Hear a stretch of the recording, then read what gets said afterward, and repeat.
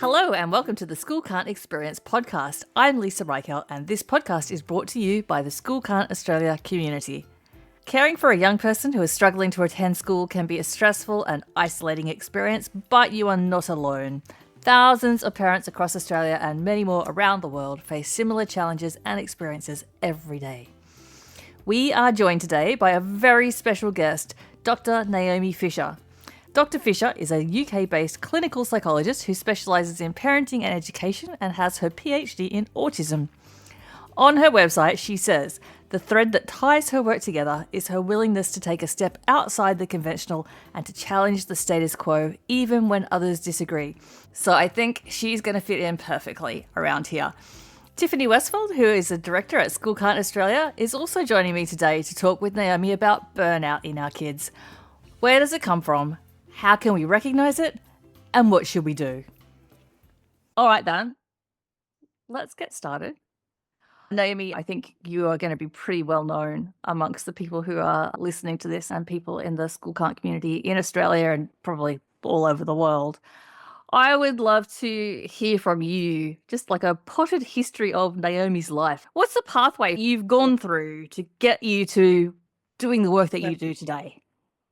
Right. Well, I think it really probably started when I was 5 and I started school and I really, really didn't like it.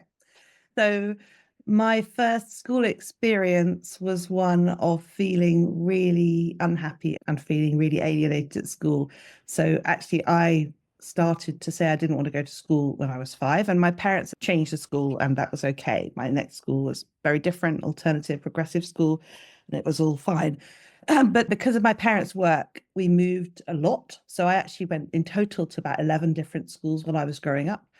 We lived overseas and then we came back to the UK. And when I was about 13 and a half, I started another school, big comprehensive secondary school. And that was where I was really unhappy. I really disliked it in so many ways. And it actually made me start to feel ill when I was at school. My throat would swell up, I would get a sore throat. And at the times, this was the early 1990s, the response was to take me to the doctor. And the doctor said I had glandular fever, which I didn't have. They did a blood test and it showed that I didn't have it. But the doctor said, that's okay, we can give you that diagnosis anyway, which was effectively my ticket to attending school part-time or to being out of school quite a lot of the time. Anyway, so I have my own experience of, at the time that was called school phobia. And I remember even then at 13 or 14 thinking, hang on a minute, this isn't a phobia, because I know what a phobia is. That's when you're really scared of something that isn't really scary. This isn't the case with me in school. School is just awful. And I think that in a way I was able to have that thought because I'd been to so many different schools and I had been to other schools where I was happy and I was fine. So I think that perspective has really informed everything I do now as an adult, particularly when I hear about the things that parents are being told to do in order to get their children to go to school. And I always think about myself and I think, well, would that have helped? And usually the answer is no, that would not have helped. I don't know whether people are told this in Australia, but in the UK, lots of parents are told that the problem is that home's too fun, home's too nice. If your child's having trouble at school and so you're told to make home less pleasant. I was told that last week. Really? Yeah. It amazes me that anybody can think that the child's really unhappy in one place, so the answer is make them more unhappy in the other place where they're okay. I mean, from a mental health perspective, I cannot see how that is ever going to work out well. I'm a clinical psychologist. I had a PhD in autism that I did before my clinical psychology. Wasn't thinking about school issues or anything, but then I decided not to send my own children to school, partly because I thought when my eldest was young, I thought he would be a very bad fit for school, actually. I thought that school could quite quickly go quite wrong. And so we home educated for quite a while, and then they've been to various different alternative schools and alternative settings. So I've got a kind of first-hand view on what it's like when children don't go to school and how they learn out of school.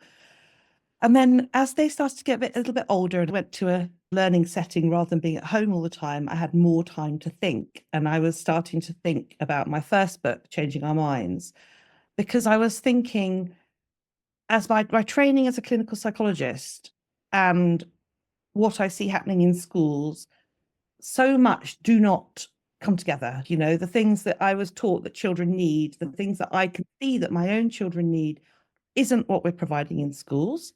And then what's happening is when the children don't fit into that system, we're pathologizing the children rather than saying, hang on a minute, maybe we've designed a system that really isn't fit for a lot of our children. We're saying, oh, we've got children who aren't fit for a lot of our schools. How do we squeeze the children in? How do we make the children less different? How do we, make sure they can do everything on schedule that we want for school?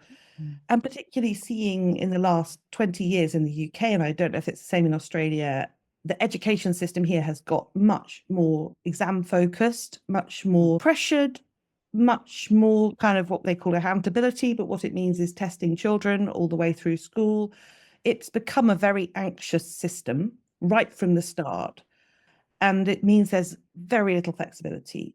And I think it's odd that that system's been changed without anybody ever saying what the impact will be on those children in terms of their well-being. It's like everybody's so focused on exam results are the answer. We've got to drive up standards. We've got to raise expectations. We've got to get 100% attendance. Nobody ever seems to stop to think. And if we introduce this test for 6-year-olds, I wonder what impact that might have on their anxiety levels or their parents' anxiety levels or the teachers' anxiety levels. Yeah. Nobody seems to ask that at all. And at the same time, so as my children got a bit older, I've worked in various places as a clinical psychologist, but I was working in a neurodevelopmental team in South London. I was seeing lots of children who had waited for about 2 years for an assessment. They were coming to us for an autism or an ADHD assessment, and they were often desperate for this diagnosis. And the reason was that basically school had said there's can be no extra help available unless you get this diagnosis. And then they were sent and put on this waiting list for 2 years. And I would listen to the stories the children were telling me, almost always about how school was very difficult and had gone wrong. And I would think, but the only thing I can do now as a clinical psychologist is write a report about all the things that you can't do, all the things that you are where you are effectively not measuring up. There is no avenue for me to write something which says, I'm concerned about what's going on in your school. Actually, I'm concerned that since you brought in this very punitive behavior system, we are seeing increasing levels of highly distressed young people over here in health. There's no feedback system. They very rarely ask psychologists about education. In fact, if you try and say anything, you'll get told very quickly that you have nothing to say and that you don't understand what you're talking about and that you're not a teacher. Of course, I'm absolutely not a teacher, but I do work with young people and I do hear about them. And also, I do have training in how young people develop and how they learn. And I feel like we've developed these schools, which unfortunately are not psychologically healthy places for young people. And then what we're doing is blaming the young people and their families rather than thinking about how we could redesign school. So that's an elaborate potted history. I apologize. It's okay. We covered a lot of very relevant ground there. Thank you. So you've written a bunch of very, very helpful books. The latest one that you've written is actually to the teenagers, and it's about burnout. Why did you feel that you needed to write a book about burnout, and why to teenagers? Well, because parents were often saying to me, what about our teenagers? We've read your books, we like your books. They've helped us change our mindset about what's going on at school. They've helped us see that perhaps the problem isn't our children, but perhaps it's actually the system. But our teenagers, the books aren't accessible to them. They're not interested in reading them. They don't listen to what I say. And they still very much believe that they are the problem, not the system. And often they're still in that system and they're being told explicitly that they are the problem. I worked with one boy who was told at school that if he didn't keep attending every day, he'd end up under a bridge. And there are lots of other kids I met who were told things like that. And they were so despairing, these teenagers, because I think back to my own experience and I remember what it was like to really not be thriving at school and to find school attendance so difficult. At least I knew that there were other places where I had felt happy and okay. And because of that, I had the faith that there would be another place where I would be okay. Whereas I think when you have kids who've gone through one school or two schools and it's always been like this, they don't have that sense of hope that actually, you'll leave school. Everybody leaves school it finishes. The bizarre thing about school is once you've got over the age for school, nobody will let you go back, even if you really wanted to. It's a one chance thing in terms of age. It is a discrete phase of life. But I think for teenagers, it doesn't feel like that, particularly when they're told school is the only way you're going to succeed. It might be a once-off thing, but it's like, if you mess this up, the Yes. consequences will be lifelong. Life. Yes, they're told that all the time. And I just wanted to present something that said, you know what? That doesn't have to be that way, because that hopelessness is, I think, the worst thing. It's the thought that not only is my life really awful now, it's going to be like this forever because of this particular phase of life. It's really important that we challenge that sense, because there's such a strong narrative, and schools drive it and governments drive it, this idea that you have to get an education to make a success of yourself, that you have to have been to school. And it's just that people don't know any of the other alternatives, really. I always get really distressed when people say to me, the paediatrician said, we shouldn't home educate, or we shouldn't do distance education. People say things, and I think with home education or with education outside of school, it's one of those things that professionals are often very prepared to say things on when they actually don't know. It's like they present societal misconceptions as a medical opinion, which I think is really dangerous, because it gets such a lot of extra weight because it's being said by a professional. And yet all it is what they've read in the newspaper, or what someone said to them, or what they've seen happen to the child down the road. They're not medically trained to know about home education or alternatives. Let's dig into burnout. Yeah, sorry. No, that's fine. Like, it's hard because there's so much to cover. I think we have people who definitely know that their child is in burnout because they like literally collapse into a darkened room. But my experience with my son is a little bit different. We gave him enough accommodation that he could just keep his nose above the water. It didn't quite get to collapse, but he absolutely was not fun at all for him. He's still very much in recovery at the moment. How can a parent know? What are the signs that what you're seeing is actually burnout, that it's not they're a bit tired or they need to get some more exercise and some fresh air, it's not anxiety, that it is actually burnout? So burnout is really interesting because it's not in the diagnostic manual that we use as psychologists and psychiatrists to diagnose what would be called mental disorders. Is the manual. That isn't the terminology I'd use, but that's the terminology. It's because it's defined as an occupational phenomenon rather than a medical problem. I like that fact that it's like that, because basically what it's saying is burnout isn't actually a problem in the person. It's a problem of the environment of chronic stress. So essentially, when you're in an environment of chronic stress for a long time, you feel trapped in that environment. At some point, your body and brain goes, no more, can't do it anymore. I'm just cutting out effectively. And I do think it's related to this kind of hopelessness. It's like, there's no way out of this for me. The only thing I can do is grow up to the point where nobody's going to make me go to school anymore. There's no other way out. So I just cut out. And it's absolutely not intentional. It's an unconscious thing of your brain and body just saying enough. I think you're right. There are the young people are very clearly in burnout, and it's like, I can't leave the house. I don't want to do anything. Nothing brings me any joy anymore. I have no energy for anything. And then there are the young people where it kind of seems to be bobbing along. And I think the really key thing that I say to parents to look out for is a loss of excitement about doing anything, even the things they used to enjoy. That could gradually creep up on people. People often say they lose their spark. So they lose their spark about school stuff quite quickly, often, none of it's interesting. Doesn't matter what the school offers. It's not interesting. I don't want to do it. I'm not curious anymore. I'm not asking questions anymore. But then when it starts to spread to, I'm just not curious about anything anymore. So, maybe they used to really enjoy making really complicated Lego models, and now they're just like, don't want to, can't be bothered. So there's kind of just a sense of apathy and lethargy that spreads to everything. I think that is a really key sign that this is something quite serious. Life is now you're just going through the motions, and you're just going through the motions at home and at school, and it doesn't really matter what happens. You're still just going through the motions.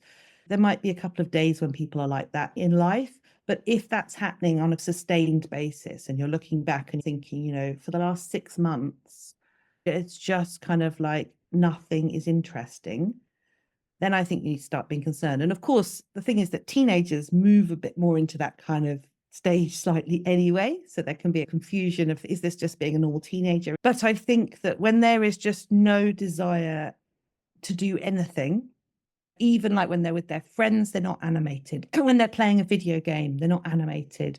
There's no kind of, oh yeah, that would be nice. That sort of spark, when that's not there, then I think that's a sign that you are either in burnout or that they are heading quite quickly towards that.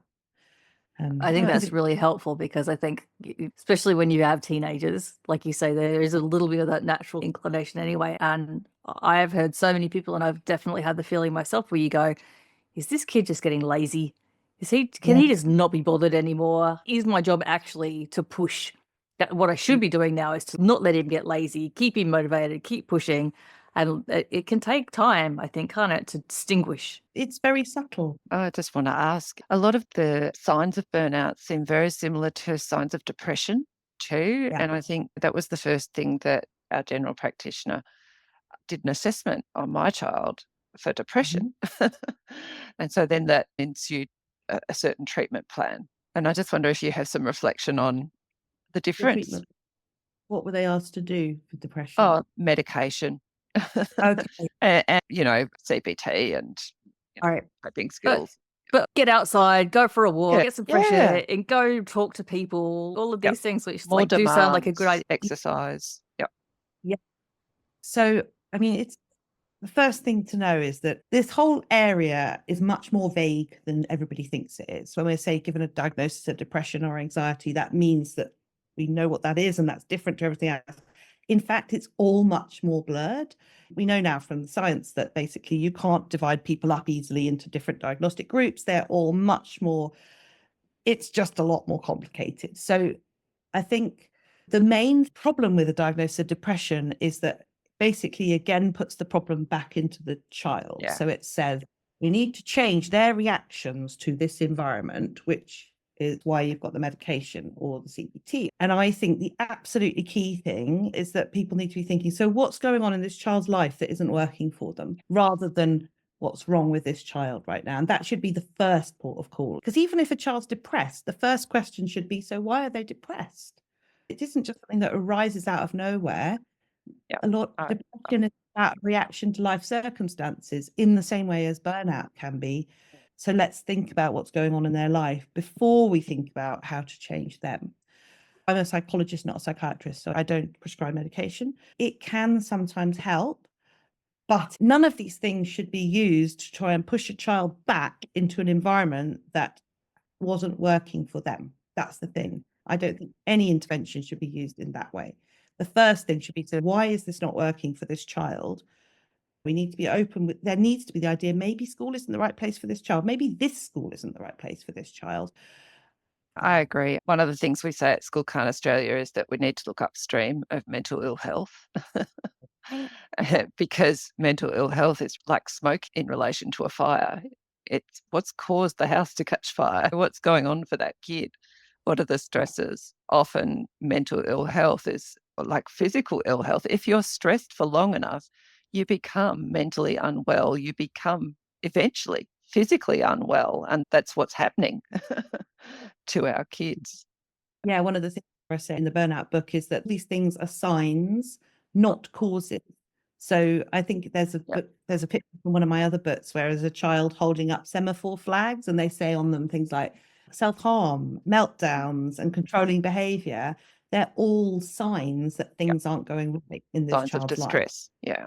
Signs of distress, exactly. And people show their distress in different ways. People develop depression, some become very anxious, some go into burnout, some develop eating disorders or OCD. There are all sorts of different ways to respond to distress. And we can get overly fixated on which bit of distress is you and how do we deal with that, rather than what's going on upstream who cause so many distressed young people. Yeah. So we have a child, we think to ourselves, it's quite possible that they're not being lazy, that they're actually having a reaction to an environment. And this is what I'm seeing here is some burnout. In an ideal world, as a parent, what do I do then? Oof, if only there was an ideal world. It's funny, we alluded already, didn't we, to how this period of life is always talked about as being particularly crucial. which effectively means there's less flexibility in this stage of life than any other stage of life, and also a kind of catastrophic projection about this stage of life that there isn't about another stage of life. Because if an adult is heading towards burnout, it might be, okay, you need a bit of time off. You need to take some time off and just regroup a bit and have time to think about what's going on. But I think often what parents want and what young people want as well, actually, and certainly what schools want, is a solution. Let's fix this. Let's put this in place so that they'll be able to carry on. I think the first stage of recovering from burnout is just to stop for a bit and say, let's just breathe. Let's just take some time without thinking about solutions right now, and just think about reconnection, trying to build a relationship with your child that isn't to do with school. Because when school is going wrong for a child, everything in that child's life can become about school and how it's not going well, because parents are drawn in, aren't they? It's the parents' job to get them to school every morning. It's the parents' job to patch them together in the evenings and to help them get their homework done. Sometimes if a child's really struggling at school, parents will invest money in tutors. I was talking to this autistic young man who doesn't like maths. He's at college now and he really doesn't like maths. And he said his mum was trying to get him to do extra maths out of college. And he said to her, in what world is the answer to hating maths to do more maths? In the whole school world, that is pretty well the answer. My son did go to preschool for a bit and he didn't like preschool. He went a couple of mornings a week. And the original answer to that was more preschool. So the staff said, if he's struggling with 2, come 5 mornings a week. There's another one of those narratives, though, isn't it, too, that when somebody finds something difficult, we say, you need to learn to push through that, or you need to learn to be able to cope better or be more resilient, and the only way to do that is to have more of that experience because you'll learn that it's not so bad. And then we start to use exposure plans and we're like, you're going to push through the distress. You're going to realize that your brain is tricking you and it's not that bad. And it's Exactly. And that's when you get burnout. I think when you've been told it is a recipe for burnout. If we tell parents you've got to make home less pleasant, you must not allow them to do things that they enjoy at home, well, that's going to go well. And you must force them to go into school by whatever means possible. I've heard parents told things like, you should take them in their pajamas, put the clothes in the car, take them in. I've had people say the head teacher said they would come and pick them up from home so that you wouldn't have to get them in the car. Or give them a special job before school, feeding the school pets. Absolutely. Yes. Get them in. Yeah. And then if you just think about that with adults, if you thought about an adult who was saying, I'm really struggling with this job, it really isn't making me feel good. I've had jobs like that. I really don't like being there. Would we say, well, the answer is to do less nice things at home and to keep going no matter what? I had a job as an adult where I was working in an open plan office and I just found it really difficult for many reasons, but it started to make me feel physically ill again. And I think for me, I experienced my stress very physically. And I know that now. I didn't know that when I was a teenager. Now I notice when I'm starting to get these kind of prickly feelings and I'm starting to get them at night as well, I've got a little red flag going up in my brain going, okay, this is high stress for me. This isn't working well. And I was able to quit that job. I felt bad about it. I was still in my probation period, but I was like, I don't think this is going to get better for me because this is how the job is set up. I can go and find another job. We don't allow children that same basic autonomy of this isn't working for me. I need something different. And I don't really understand why we have such a different approach. You're absolutely right, Tiffany. It's a recipe for burnout to make life less fun at home and then make sure they go into the place they're not happy and you break that relationship with the parents. And that's, I think, the thing that really needs to be rebuilt in this recovery stage. The parent needs to be saying, I'm sorry that I did these things. I was told that I had to. I did it out of good intentions. And now let's reconnect on the things that are important to you. So finding those things where there is still a teeny little bit of, oh, yes, I might like to do that. If it's cooking cupcakes at 11:30 at night, or if it's playing video games together. I talked to one mother who said her 14-year-old came out of school and for a while she was just literally in her room, didn't do anything. And then I saw her wants coming back. And I like that thing of her wants, that she wanted to do something again. And I think that's when you start to see the tiny signs of emergence from burnout. But young people rarely get to that point until they're confident that that will not mean that they're quickly forced back into school. Because the dilemma that you have as a young person who's not attending school because you're in burnout is the moment you start to look at all better, people will say, great, let's get a plan back in place for you to go back to school.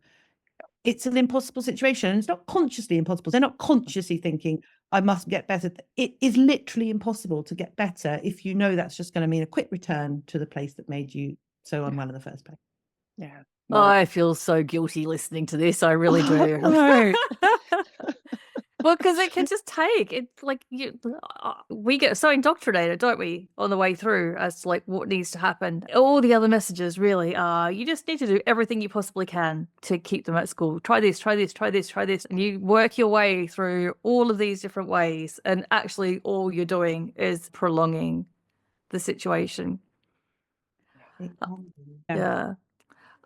Once you do finally see the light and you have a burnt out young person at home, how do we not let ourselves do exactly what you described? How do we stop ourselves from going, oh, look, they're getting better, now we can do things, and not feel guilty? As a parent, you just constantly feel like you're walking the line of being negligent in one way or negligent in another way, right? How do we make sure when we're looking after our young people in burnout that we're not actually being negligent parents by just giving them all the time and space to do whatever they want to do, even if that's absolutely nothing except sitting in front of a screen watching YouTube? Isn't it funny how with children we're always kind of in these dichotomies as well? Because I get told this all the time. Do you mean you just do nothing? Or we just do nothing? No, basically I think it needs to be a conscious shift in direction, because we are all told that the way to a happy, healthy, functioning child is through school. That is the only way. And that if we can channel them through school, then all the other stuff will follow. And I've been told that, actually. I've been on Twitter. I've been told that by teachers. When I say well-being is really important, they'll say, well, when they're doing well at school, then they'll feel good about themselves. That's the route to well-being. And the problem is, if you're a child who isn't doing well and who isn't thriving, then that route isn't working for you. That route of you must do well at school and then you will be allowed to be happy. I have to say, I don't think it works for those who do well at school as well, particularly, but that is what we're told. So I think as a parent, you need to effectively take a really conscious shift the other direction and go, we are going to focus on well-being first, because actually that's the foundation of growing up to be a fully functioning adult. But right at the base, we have to have well-being. That might mean making some controversial decisions. It might mean saying, actually, yes, we might be out of school for a bit, because actually well-being is more important at this stage. And you know what? Academics can come later. You don't have to do it when everybody else does it. It is possible, and actually sometimes easier to come back and do those things in your late teens or even your early 20s. But the well-being part, once that's gone, that's really hard to get back, particularly well-being in your teen years, because it's a foundational stage of human development when you are forming this identity of yourself. And I think that's why I sometimes meet parents who've done things like take their kids away traveling for 6 months. And I think that's partly because that feels just a bit more socially acceptable than we're just going to take them out of school for 6 months. You know, it's like we're having a great family adventure and we're doing this thing, and you can kind of frame it as a educational experience, which of course it is in lots of ways, but it's also just a way to it's like a circuit break. I meet families who've taken their kids traveling for a few months, and that has led to a kind of reimagining of how is this going to work now? Because let's think about everything, because that you built in that space. I think when you've got a child who's struggling at school, your whole family life is taken over with that. There's no space to take stock. I remember it well myself. It's like that kind of roller coaster of Sunday evening, kind of down because you've got a whole week to go. And then you kind of gradually building up during the week, and you get to the weekend, and then it's like whoosh, down we go again. It's just relentless. There's no time to stop and think. One of the things I say to parents is, you're on this roller coaster, always hoping that things are going to get better. You're always thinking, if we just do this, maybe it will all be better. And you can be on that roller coaster for years. Leisa Fricker, who was the illustrator of the book, actually, her daughter had lots of trouble at school and didn't attend secondary school. But she said we did 8 years of maybe this thing will get better, maybe this will work, meetings at school, endless, just this kind of up and down. It's an awful place to be. It actually leads to parental burnout as well as young people, because you're on this sort of adrenaline rush, that, you know, highs and lows all the time. So I think the first thing to do is, if as a parent you can get a bit of space to reflect away from your child, just to think about, what is it really like right now? And if it carries on being just like this, if there's no kind of happy ever after moment when everybody becomes happy at school, is it okay if we just carry on like it is now? Am I going to feel okay about that if that carries on until they're 18? And if not, well, then just think about that. That is the reality. That's what's really there. Because often we don't compare what reality is with other options. We compare what we would like it to be like with other options. So we think, obviously, I would prefer them to be happy and thriving at school. That's my number one. That's what I'd like. But what about if that actually isn't an option? What about if we take that one off the table because it's not happening, and it hasn't happened despite all these years of trying? And actually what we've got is this current situation. Then what might be the other options? Might there be something else that might be better in that case? You're describing my life right now, honestly, Naomi. I've just been through this exact process. I went to the school today to withdraw my son, the last attempt for now at schooling, because exactly that, you know, it's been such a difficult few years, and we've tried so many things, and the experience for him has been just consistently awful. And it's like, how many more years are we gonna go through this? It's just, life's too precious. I say to people, my daughter survived 10 years of trying to be at school. And we pulled her out at the beginning of this year. We had a lovely high school, though. You know, I chose a secondary school that was trauma informed and neurodiverse affirming, and really great school. But the trauma from primary school came with it. That's exactly what I was saying to the principal today. This school is a great school. If we'd have brought my son here 2 or 3 years ago, he probably would have had an amazing time. But I think he's just so damaged by all the things that we've tried that no school environment is going to work right now. So we'll have a little reset. Trauma is really sticky. Once you get to that point where your nervous system is so impacted by your past experiences, you know, our children need safety. They don't have anything left to navigate something that feels unsafe. So, my daughter's at home recovering. Recovery will take as long as it will take. I've said that to her. She hasn't been able to leave the house since before Christmas. She managed to go have a haircut, and then she slept for half a day afterwards. But she connects with me for co-regulation and hugs. She thinks Dad's hugs are not as good as mine, so it's got to be me or the dog. And that's the way we're rocking and rolling at the moment, is food, hugs, sleeping, listening to music, watching videos. Well, the good news for us, Tiffany, is that Naomi's just told us we should plan a big adventure and go traveling. No, I couldn't. My child wouldn't have capacity for that at the moment. People get to different points, don't they? You get to the point of total breakdown, and then it's like there aren't any choices anymore, because they just can't go. There is no way. When I'm talking about going away traveling, it's like, we're heading in that direction, but I don't know quite how to stop this, because perhaps school don't see a problem at all. Or perhaps, you know, we've been just bobbing along at this level for so long and there's no crisis pushing us. Then I think sometimes it's worth thinking about what I call a circuit breaker. And that's what I think going away is. It's like, we can do this before we get to that point of total breakdown, because you're right. Once you get to the point of total breakdown, there's no choice. No choice anymore. Yeah. There's a huge difference between a child who is really early on in their journey of distress in relation to school. If we can catch a child early, we can identify what those stresses are and do something about those stresses, that kid can go back happily to school and probably be fine for some time. But the child who has persistently struggled again and again, who's experienced chronic stress, is the kind of kid who ends up burned out. Yeah.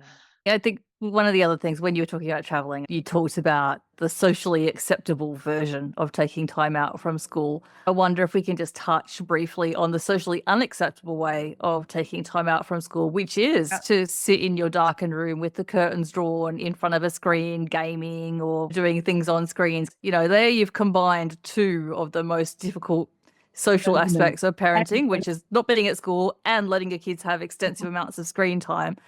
Are you able to speak to that briefly? Yes. So, I mean, these are the things that activate our bad parenting kind of schema, I would say, aren't they? In one of the other book we've done, that When the Naughty Step Makes Things Worse, which is my other book with Leisa, which is about parenting, we talk about the good parent, TM, like what good parents do, the things that everybody accepts as a society that good parents should do. And sending your child to school is number one, I'd say, of being a good parent.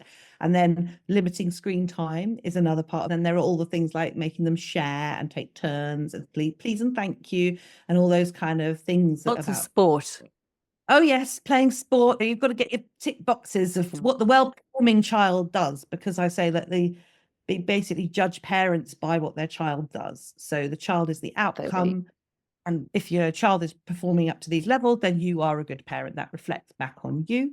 What that means is that the parents who have the hardest time parenting feel absolutely awful about themselves. The parents who have a really straightforward time feel great about themselves, and everybody thinks they're doing great. I remember noticing this when my children were very small and they weren't sleeping through the night at all. And the parents who had babies who slept through the night were intolerably smug about it, because they felt it was something that they had done. That was me for baby number one. Then I had baby number two and I realized it was nothing to do with me. Baby number two is really good for that. Mine was actually the other way around. I had baby number one who didn't do any of the things and baby number two who did. And I was like, oh, okay. The same thing happens with things like coming out of school. There's the assumption, isn't there, that if you had just done things differently, you wouldn't be in this position. Other parents say things like, oh, we just don't give ours the option, or this is really helpful. So I think it's a really hard place to be as a parent, and really hard place to hold as a parent, because there's so much societal judgment. So I think the thing to do there is to really think about what your values are and why you're making that decision for your child, even if it doesn't feel like much of a decision. And I think it's about well-being. It's about saying we're going to prioritize well-being now. But also, the other thing I often say to parents is, whenever there's a difficult situation regarding your child, and particularly regarding the judgment of other people, just think about, what is the most important relationship here? And it's always going to be the relationship with your child, because pretty well all the other relationships, they will come and go. All those people at school who seem so important now, few years' time, your child will have aged out of the school system. They will be past memories. They will not be involved in your child's life. You will still be involved in your child's life. You want this relationship with your child to be the longest relationship in your life, to be the longest relationship in their life. And so if you can build that up now, you're building something for the future for both of you. Two quick ones to wrap up, Naomi, and then I'll let you get back to your day. First one is the Burnout book. Yeah. The beautiful Burnout book, written for teenagers, probably mostly read by mums. So, yes. Hopefully also teenagers as well. It's one to leave lying around. I will respectfully submit that if I could get this in YouTube Shorts, it would really take off. My daughter's tolerating having me read parts of it to her, and she's going, oh yeah, that's true. But if you, for mums who are reading it, yeah, if you could pick out like one or two like really key messages that you would want them to take away, what would they be? It isn't a disaster to stop going to school. It isn't one chance thing you've got to do in life. It is okay for school not to work for a while. There is still going to be a future. There's still going to be a hope. And for parents, holding on to that hope for the future is our job, really, because teenagers find that really difficult. They don't have the same life experience as we do. They don't have the same experience of life having ups and downs. So often when they're down, it just feels like it's always going to be like this. I'm always going to be down. And particularly when they've been told, if you don't go to school, this will happen, then it's never good things, is it? You're never told good things about what will happen if you don't go to school. So we need to actively counteract that as parents. And if you think about all the school propaganda there is out there, all the stuff we tell our children right from when they're 3 or 4 about how great school is, it's a place of opportunity and learning. If you're a child for whom it doesn't feel like that, you're like, why? Why am I not? I think, why is it not like that for me? Is it because there's something wrong with me? So I think we really have to, as parents, counteract all of that propaganda. And that's why I wrote the book, actually, because parents said they won't listen to me. They don't believe what I say. So I thought I want to have a book that shows that you as parents are not the only person saying this. You aren't the only people who are trying to present something different. There are other people out there as I'm going to venture that they won't find this book in the local school library, though. That probably won't be top of the pops for teachers, I don't think. But that resonates with me so much, because when I finally decided that we were done with school for the moment, it took me weeks to get my son to even contemplate it, because I'd been part of the propaganda machine for years, telling him how important school was. My daughter experienced intense grief for about 4 or 5 weeks after we made the decision. She's the third of my children, and the other 2 finished school. She's sure she's never going to finish high school the way that her siblings did. And she may not, but her journey is unique, and it'll be what it'll be. And I'll always be here as her parent to provide that safe landing space and support. I'm not worried by it, but she is. Holding space for grief and helping her see the light in the future, that there will be a road to recovery. It's a slow one, though. It is. I think because it can feel like you've cancelled the future when you stop going to school. School has such a predictable thing, doesn't it? You keep going, you'll be in year 9, you'll be in year 10, you'll be in year 11. All you need to do is keep showing up, and you'll keep moving up those layers. And then it feels like I've stepped off that. And now what's happening? Are they all going off without me? Where am I going? Where's my progress? And it's much harder. It's always hard to go the road less travelled. Yeah, absolutely. Finally, Naomi, if people want to find out more of all of the great resources that you put out in the world, where is the best place for people to connect with you and learn more? So my website is naomifisher.co.uk, and you'll find links to all of my work there, and you can join my mailing list. I also have a Substack, which is called Think Again, Making Childhood Fit for Children.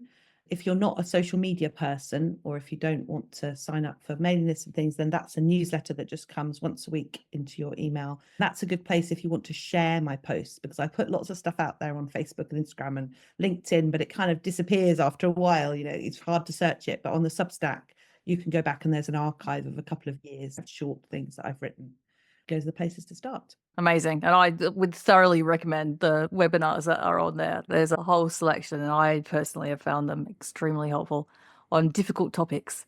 We will put links to all of that in the notes so that people can go and take a look for themselves. Well, thank you, Naomi. It's been just such a privilege hearing you talk and learning from you, and I really appreciate you taking the time. Thank you very much for inviting me. Well, how wonderful to have spent some time with Dr. Naomi Fisher today. Honestly, I could have spoken to her for hours and hours. She has so much wisdom and insight that's relevant to people who are trying to support kids struggling in mainstream school.